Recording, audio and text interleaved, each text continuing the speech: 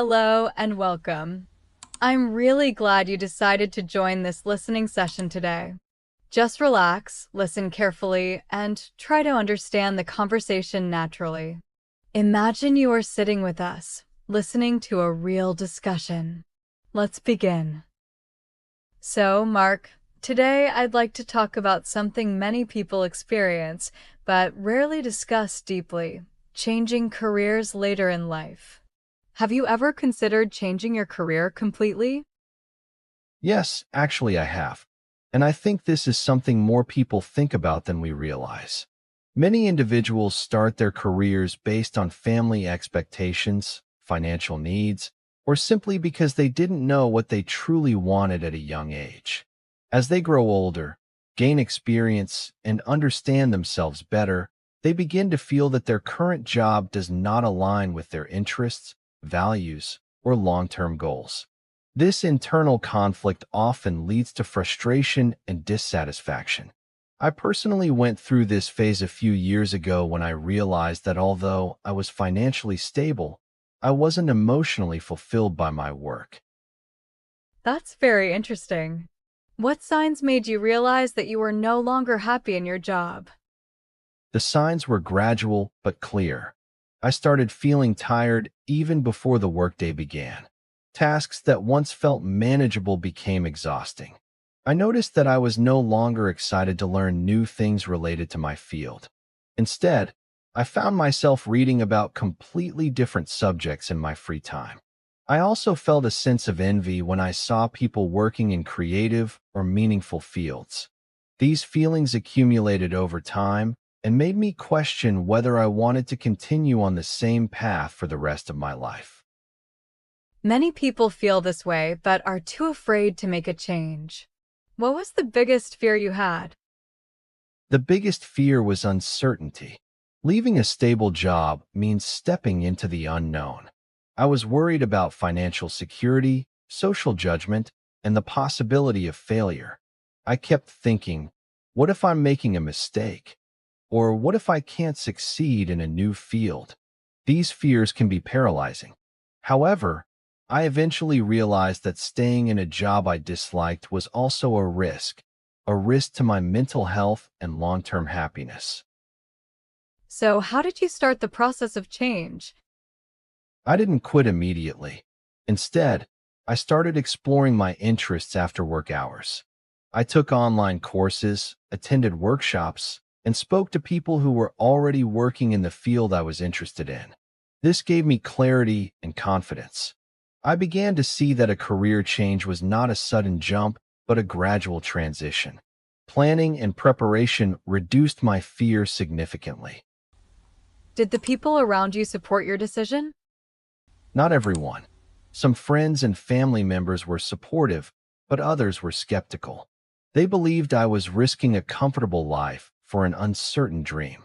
At first, their doubts affected me, but over time I learned that people often project their own fears onto others.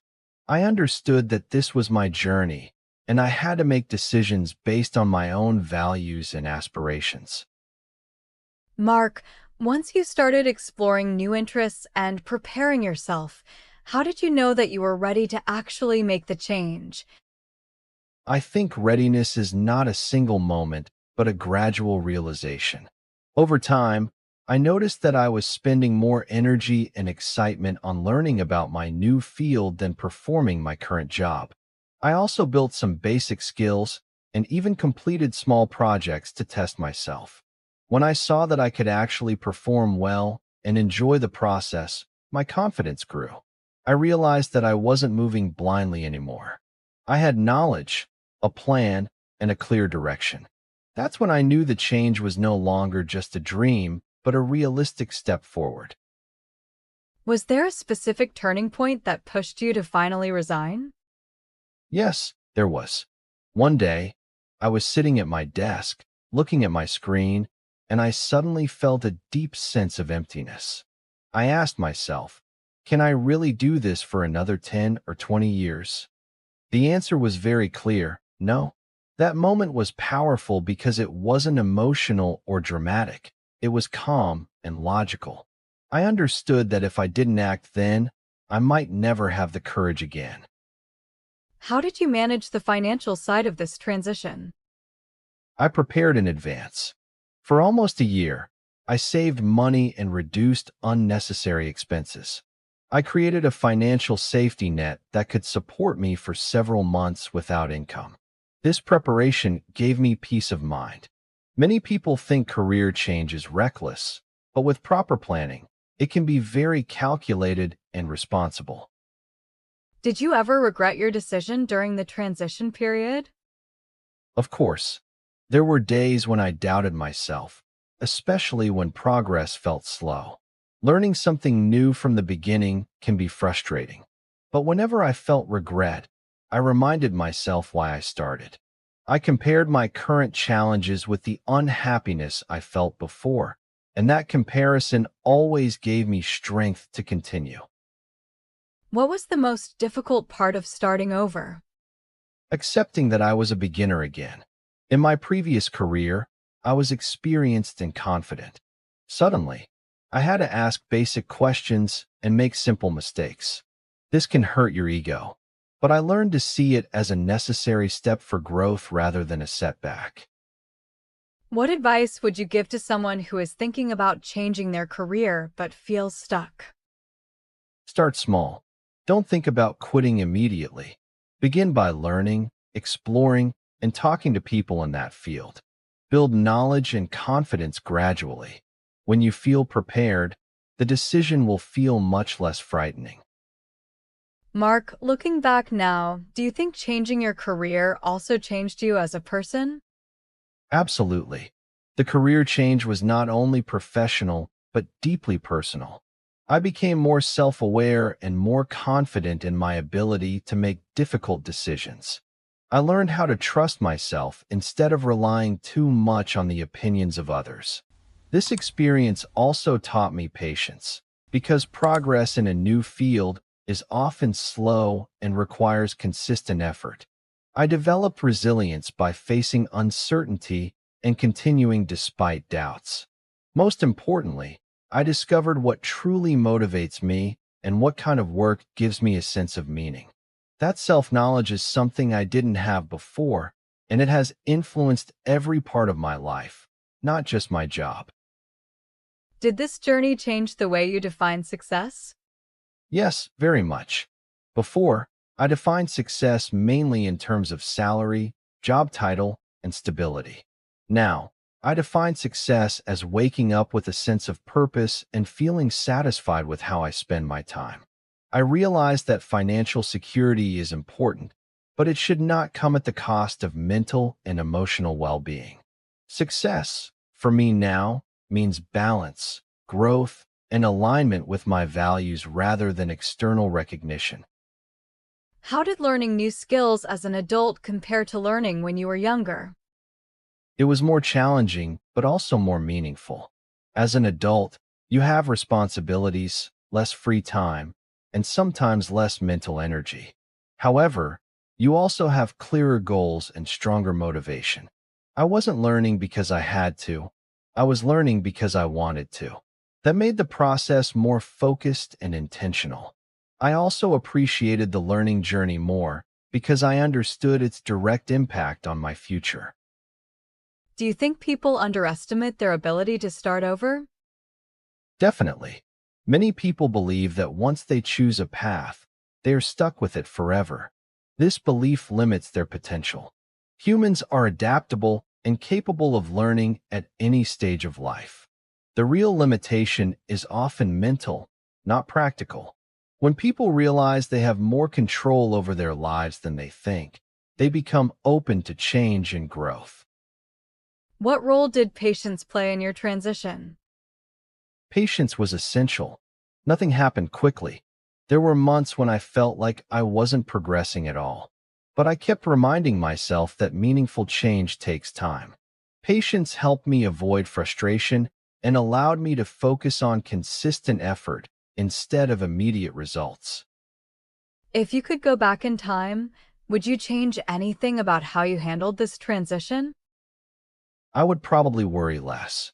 I spent a lot of time thinking about worst-case scenarios that never actually happened. I would tell my past self to trust the process more and have confidence in the preparation I had done. Mark, after hearing Emma's experience, I'm curious to know your perspective. Do you think most people stay in jobs they dislike simply because they're afraid of change? Yes, I strongly believe fear is the main reason. Many people prefer familiar discomfort over unfamiliar possibilities. Even if they are unhappy, they feel a strange sense of security in what they already know. Change requires courage because it brings uncertainty. People worry about financial risks, social judgment, and the possibility of failure. However, what they often don't realize is that staying in a job they dislike for many years also has a cost to their happiness, motivation, and even health. The fear of change can quietly trap people in lives they never truly wanted. Do you think society puts pressure on people to follow a fixed career path? Absolutely. From a young age, we are encouraged to choose a career and stick to it. Changing direction is sometimes seen as instability or failure.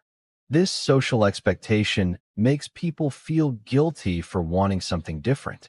But in reality, personal growth often requires change. As we gain experience and understand ourselves better, our interests and goals naturally evolve. Society is slowly beginning to accept this idea, but many people still struggle with the pressure to appear consistent rather than fulfilled.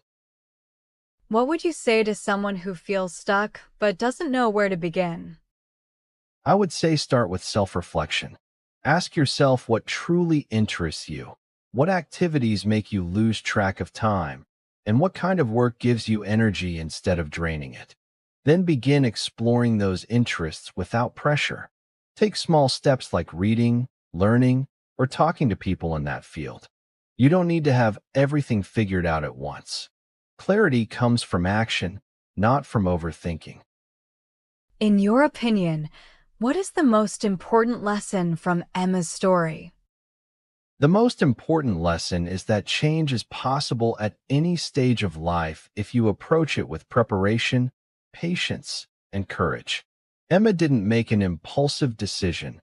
She planned, learned, and prepared herself. Her story shows that career change is not about taking reckless risks, but about making thoughtful, informed decisions that align with your values and long-term happiness. Finally, what advice would you give our listeners who may be considering a similar change? My advice would be simple. Don't ignore your inner voice for too long.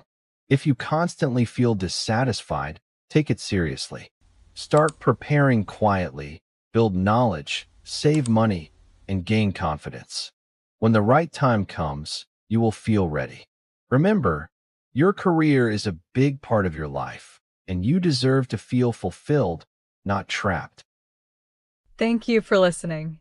If you found this conversation helpful for improving your IELTS listening skills, consider subscribing for more advanced and practical English lessons like this.